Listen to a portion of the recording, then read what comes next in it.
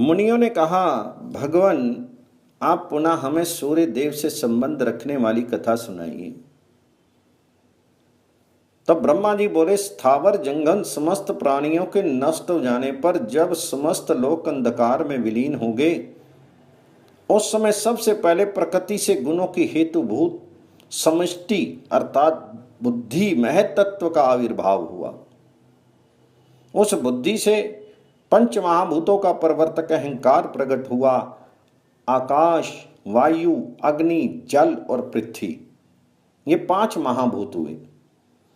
तदनंतर एक अंड उत्पन्न हुआ, उसमें ये 7 लोक प्रतिष्ठित थे। 7 द्वीपों और समुद्रों सहित पृथ्वी भी थी। उसी में मैं, विष्णु और महादेव जी भी थे।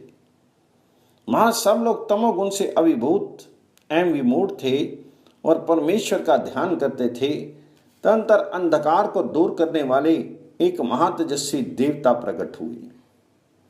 उस समय हम लोगों ने ध्यान के द्वारा जाना कि ये भगवान सूर्य हैं। जब परमात्मा को जानकर हमने दिव्य स्तुतियों के द्वारा उनका स्तवन आरंभ किया,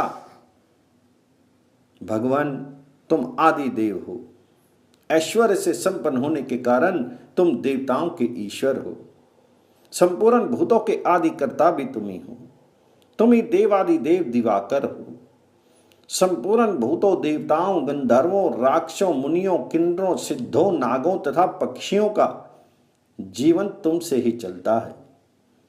तुम ही ब्रह्मा, तुम ही महादेव, तुम ही विष्णु, तुम ही प्रजापति तथा तुम ही वायु, इंद्र, सोम, विवस्वान एवं वरुण हो। तुम काल हो, सृष्टि के कर्ता, धर्ता, संहर्ता और प्रभु भी तुम ही हो। नदी, समुद्र, पर्वत, बिजली, इंद्र, धनुष, प्रलय, सृष्टि, व्यक्त, अव्यक्त एवं सनातन पुरुष भी तुम ही हो। साक्षात परमेश्वर तुम ही हो। तुम्हारे हाथ और पैर सब ओर हैं, नेत्र, मस्तक और मुख भी सब ओर है। तुम्हारे सहस्त्रों किरणें, सहस्त्रों मुख, सहस्त्रों चरण और सहस्त्रों नेत्र हैं। तुम संपूर्ण भूतों के आदि कारण हो। भू, भव, स्व, मैं, जन, तप और सत्य, ये सब तुम्हारे ही स्वरूप हैं। तुम्हारा जो स्वरूप अत्यंत तेजस्वी, सबका प्रकाशक, दिव्य, संपूर्ण लोकों में प्रकाश बिखेरने वाला और देवेश्वरों के द्वारा भी कठिनता से देखे जाने योग्य है, उसको हमारा नमस्कार है। देवता और सिद्ध जिनका सेवन करते हैं, भृगु, अत्रि, पुलह आदि महर्षि जिनकी स्तुति में संलग्न रहते हैं, तथा जो अत्यंत अव्यक्त है, उस तुम्हारे स्वरूप को हमारा प्रणाम है। संपूर्ण देवताओं में उत्कृष्ट तुम्हारा जो रूप वेदवेता पुरुषों के द्वारा जानने योग्य, नित्य और सर्व ज्ञान संपन्न है, उसको हमारा नमस्कार है।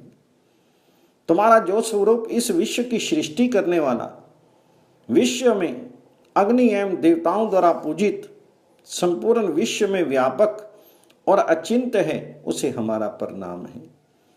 तुम्हारा जो रूप यज्ञ, वेद, लोक तथा ध्युलोक से भी परे परमात्मा नाम से विख्यात है, उसको हमारा नमस्कार है। जो अविज्ञेय, अलक्ष्य, अचिंत्य, अव्यय, अनादि और अनंत हैं, आपके उस स्वरूप को हमारा प्रणाम है। प्रभु तुम कारण के भी कारण हो, तुमको बारंबार नमस्कार है। पापों से मुक्त करने वाले तुम्हें प्रणाम है, प्रणाम है।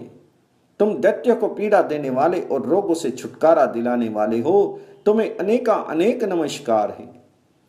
तुम सबको वार, सुख, धन और उत्तम बुद्धि प्रदान करने वाले हो, तुम्हें बार बार नमस्कार है। इस प्रकार स्तुति करने पर तेजों में रूप धारण करने वाले भगवान भास्कर ने कल्याणमयी वाणी में कहा, आप लोगों को कौन सा वर प्रदान किया जाए? तो देवता ने कहा, प्रभु आपका रूप अत्यंत तेजों में है, इसका ताप कोई सह नहीं सकता, अतः जगत के हित के लिए ये सबके सहने योग्य हो जाए।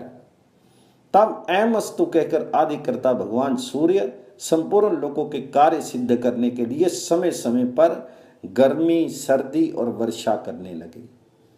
तदनंतर ज्ञानी, योगी, ध्यानी तथा अन्यान मोक्ष अभिलाषी पुरुष अपने हृदय मंदिर में स्थित भगवान सूर्य का ध्यान करने लगे।